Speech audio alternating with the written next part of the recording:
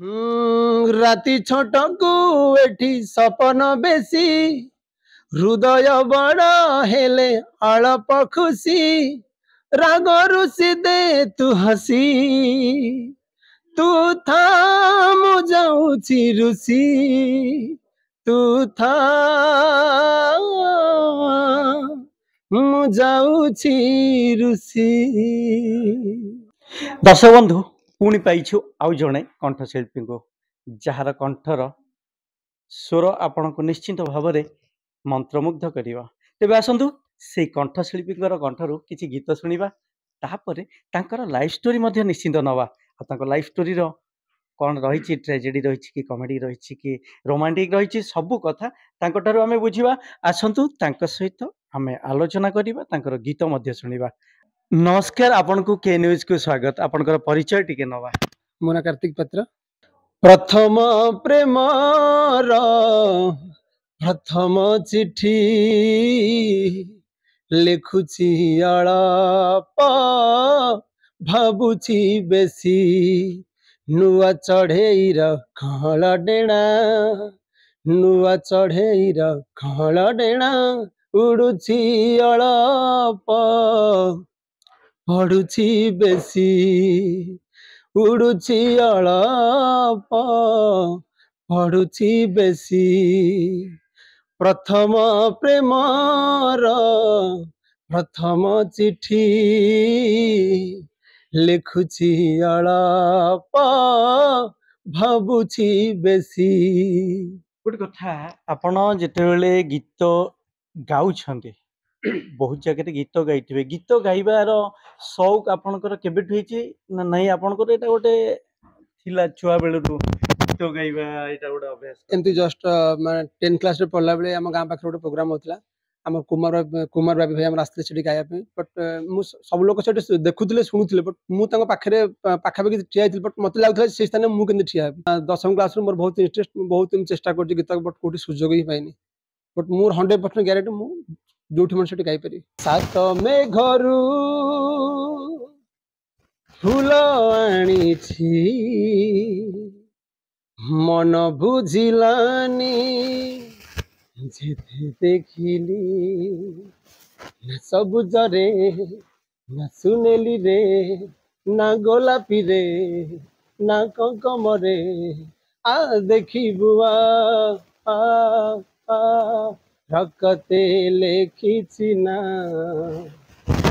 रकते लेखिछि ना रकते लेखिछि ना रकते लेखिछि ना। मोर सबुठ फेवरेट है बाबुल सुप्रियो। बाबुल सुप्रियो सब गीत प्राय मते भल लागे कहना माने कंठर गोटे अलग प्रकार चार्म थाए जोटा मुह मते फील हुए कि मु सेटा ही गाई परिबी बट जते भी प्रोग्राम हो तांको गीत ही गाए।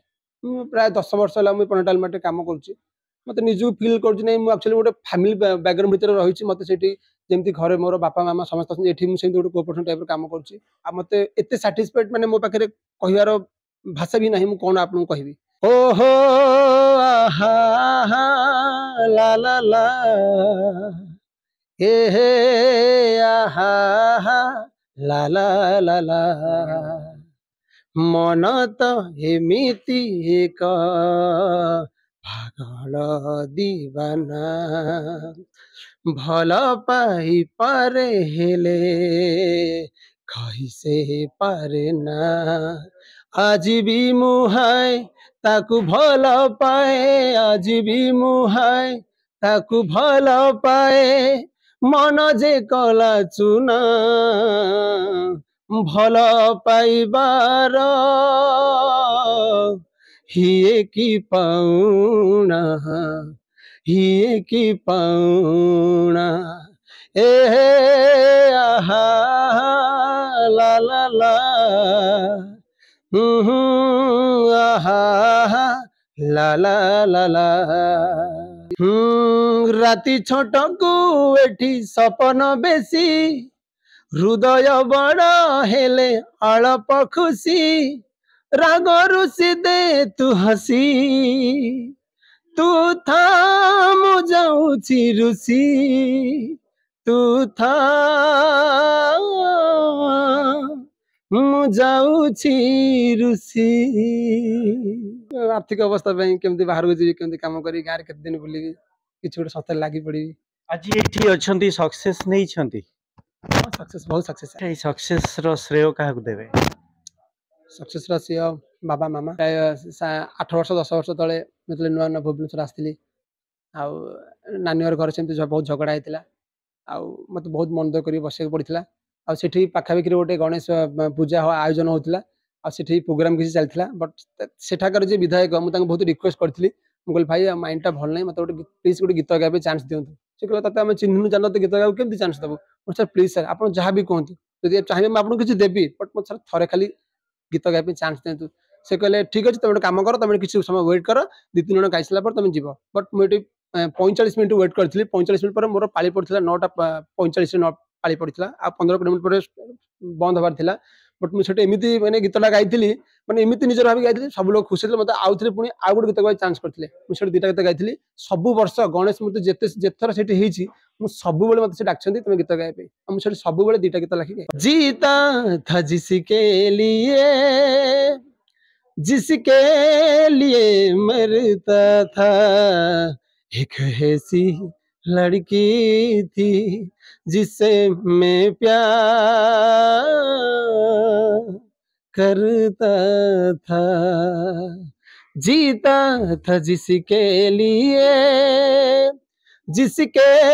लिए मरता था, एक ऐसी लड़की थी जिससे मैं प्यार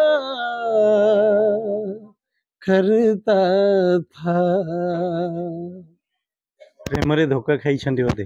ନାଇଁ ସେମିତି ଧୋକା ଖାଇନି, ବଟ୍ ସେମିତି ଜାଣିବା ସେମିତି ପ୍ଲସ୍ ଟୁ ସରିଲା ପରେ ଏମିତି ନର୍ମାଲ ଗୋଟେ ଜଣେ ଥିଲେ, କ'ଣ ଗୋଟେ ବାଇ ମିଷ୍ଟେକ୍ ମୋର ହେଇଗଲା, ଭୁଲ ହେଇଗଲା, ସେ ମୋତେ ଛାଡ଼ି ଦେଇଥିଲେ। ସେଇ ଦିନଠୁ ଅଫସୋସ, ପ୍ରଥମ ପ୍ରେମ ଆଉ ପ୍ରଥମ ପ୍ରେମିକାକୁ ସବୁବେଳେ ମନେ ପକାଉଛ? ଆଜ୍ଞା, ନା ଭୁଲ କହିଲି? ନାଇଁ ଠିକ୍ କଥା ସାର୍। ତାଙ୍କ ପାଇଁ ଗୋଟେ ଗୀତ ହଉ। ତୁ କହିଲେ ଚାନ୍ଦକୁ ଆଣି କରିଦେବି ତୋ ମଥାର ପୂର୍ଣ୍ଣମିନ୍ଦୁ, ଭୁଲ ବୁଝିବୁନି ମତେ, ପିଲାଟି ଦିନରୁ ତତେ ମନେ ମନେ ଭାବିଛି ମୁଁ, ବାଳିକା ବଧୂ ବାଳିକା ବଧୂ ବାଳିକା ବଧୂ ବାଳିକା ବଧୂ। କ'ଣ ଜୀବନର ଲକ୍ଷ୍ୟ ରଖିଛନ୍ତି? ଜୀବନର ଲକ୍ଷ୍ୟ ଥିଲା ମୁଁ କେମିତି ଗୀତ ଗାଇବି, ଆଉ ଗୋଟେ ବିରାଟ ବଡ଼ ସିଙ୍ଗର ହେବି। କ'ଣ ତ ଲାଗୁନି ଗୀତ ଗାଇକି ସିଙ୍ଗର ହେଲା ଭଳିଆ? ବୋଧହୁଏ ଆପଣଙ୍କର ପ୍ରାକ୍ଟିସ୍ ନାହିଁ। ଆଜ୍ଞା, ମୋର ପ୍ରାକ୍ଟିସ୍ ନାହିଁ, କାହିଁକିନା ଏମିତି ବହୁତ ଥର ପ୍ରୋଗ୍ରାମ ହେଇଛି, ମୁଁ ବହୁତ ଥର ପ୍ରୋଗ୍ରାମ ଯାଇଛି, ବଟ୍ ସେକେଣ୍ଡ ରାଉଣ୍ଡରେ କଟି ଯାଇଛି। ଜଜ୍ଙ୍କର ଯାହା ମତାମତ, ନାହିଁ ତମର ଗୁରୁର ଆବଶ୍ୟକ ପାଇଁ ମୋ ପାଖରେ ଟାଇମ୍ ହଉନି। ଗୀତ ଶିଖିବା ପାଇଁ ମୋର ବହୁତ ଇଣ୍ଟରେଷ୍ଟ, ବଟ୍ ସେଥିପାଇଁ ମନ ଦୁଃଖ ଟିକେ। ଦର୍ଶକ ବନ୍ଧୁ, ଆପଣମାନେ ଶୁଣୁଥିଲେ ତାଙ୍କର କଣ୍ଠରୁ, ସେ କହୁଥିଲେ, ପ୍ରତ୍ୟେକ କଥା ବି କହିଲେ, ତାଙ୍କ କଣ୍ଠରୁ ଗୀତ ମଧ୍ୟ ଶୁଣିଲେ। ତେବେ କେମିତି ଗୀତ ଲାଗୁଛି ଆପଣଙ୍କୁ, ଆପଣ ମତାମତ ଦେବେ। ଭୁବନେଶ୍ୱରରୁ ରାଜାଙ୍କ ରିପୋର୍ଟ, କେ ନ୍ୟୁଜ୍ ଓଡ଼ିଶା।